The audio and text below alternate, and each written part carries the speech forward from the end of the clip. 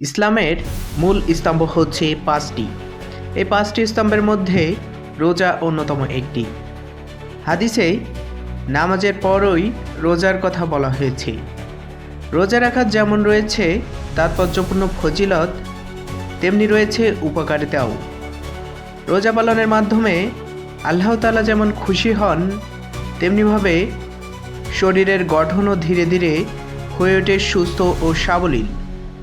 তো চলুন তাহলে জেনে আসি রোজা রাখার উপকারিতা সম্পর্কে।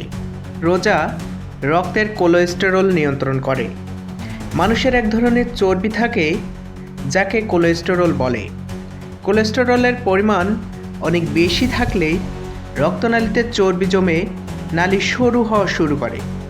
এতে হার্ট অ্যাটাক ও স্ট্রোকের ঝুঁকি বেড়ে যায়।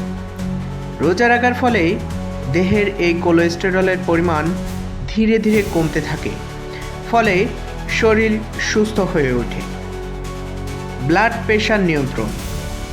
এক গবেষণায় দেখা গেছে রোজা রাখার ফলে রক্তে কোলেস্টেরলের পরিমাণ কমে যাওয়ায় মানুষের ব্লাড প্রেশার ধীরে ধীরে স্বাভাবিক হওয়া শুরু হয়।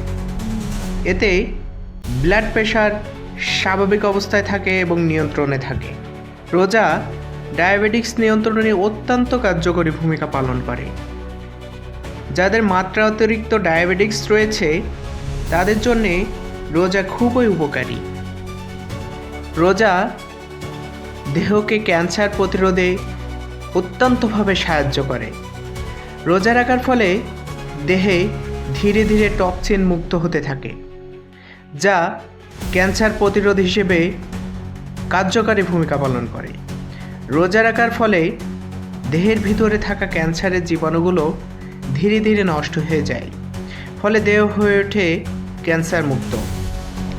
রোজা রাখার ফলে হার্ট অ্যাটাক ও স্ট্রোকের ঝুঁকি কমে যায়।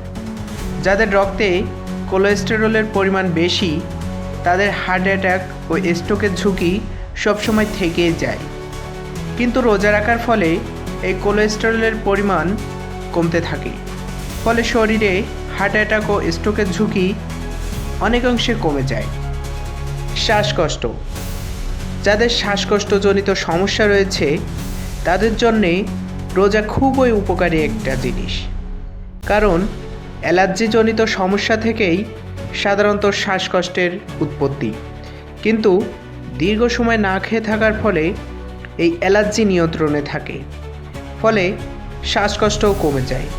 তাই রোজা রাখার ফলে শ্বাসকষ্ট